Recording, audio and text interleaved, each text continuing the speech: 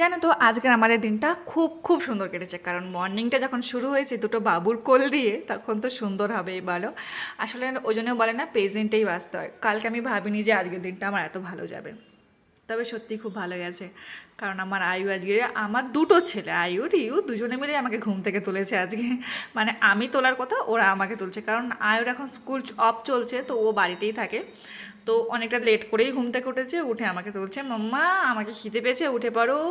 এরকমভাবে আমরা সব উঠেছি। আজকে মর্নিংটা খুব হ্যাপিনেসের সঙ্গে আমাদের কেটেছে, কারণ বলো তো, তোমরা দেখতেই পেলে, এর থেকে হ্যাপিনেস আর কী চাই বলো একটা মা হিসেবে। তারপরে আমার কিচেনের কাজকর্ম তো থাকে, আমরা মেয়ে মানুষ, আমাদের সবসময় মাথা মাথা ঘুরতে থাকে আজকে কী রান্না হবে, এই কোশ্চেনটা প্রায় সব মেয়েদের মাথায় ঢোকে, সকালবেলা উঠেই চালু হয়ে যায় কী রান্না হবে।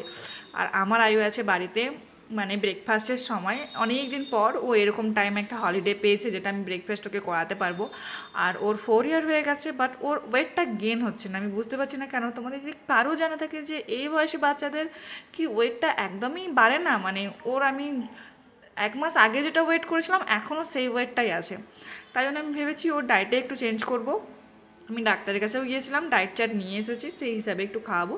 তো আজকে বানিয়েছিলাম ওই জন্য একটু চিকেন স্যুপ, বা ওদিকে চিকেনটা আমি ফ্রাই করতে দিয়ে আমি এইদিকে এসেছিলাম একটু কাজগুলো গুছিয়ে নিতে, কারণ আমার কাজের মেয়ে এসে সব কাজ করবে, তার আগে আমি টয়গুলো না গুছিয়ে রাখলে সে কী করে কাজ করবে বলো। তাই তো চিকেনটা ফ্রাই হওয়ার পরে ওর মধ্যে আমি ভেজিটেবলস, অনিয়ন্স এগুলো সব অ্যাড করে দিলাম একটু টেস্টের জন্য, একটু মশলাও দিয়ে দিলাম যাতে ও খেতে ভালোবাসে স্যুপটা। তো এই ধরনের স্যুপ খাওয়াতে বলেছে ডাক্তার, তাই আমি ওর জন্য বানিয়েছি, আর হাতে হাতে কাজগুলোও করে নিলাম। যেহেতু আয়ু বাড়িতে আছে, তো আমি ভেবেছি ওর সঙ্গে বেশি টাইমটা এখন স্পেন্ড করব। ওর মানে ওর সঙ্গে ওর মাম্মা থাকলে ওর আর কিচ্ছু চাই না।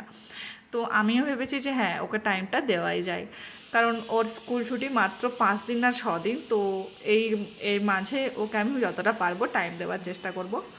তো আমি আজকে ভেবেছি যে আজকে আমরা সবাই মিলে একটা মুভি দেখব। আর আমার এই বুকে দেখছো আমার পিছনে পিছনে অল টাইম ঘুরে, আমি জানি না এর কি হয়েছে, এ অল টাইমই আমার পেছনে পেছনে ঘুরে।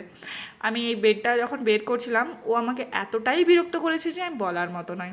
তারপরে তো বেডটা পাততেই দিচ্ছিল না।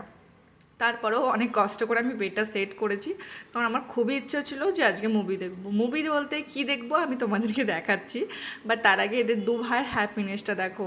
মানে কখনো কখনো রুমের চেঞ্জেসটাও খুব ভালো লাগে। আর আমি মুভি দেখার সময় আজকে একটু মুড়ির চাট করে বসেছিলাম খাবো বলে, আর আমি যেটা নিয়ে বলছি আমার রিব্বু সেটা টেস্ট করবেই করবে।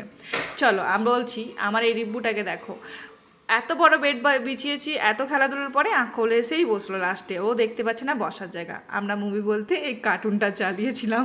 হ্যাঁ, আমিও এদের সঙ্গে বাচ্চা হয়ে গেছি আর কার্টুনটাই দেখছিলাম, আমারও বেশ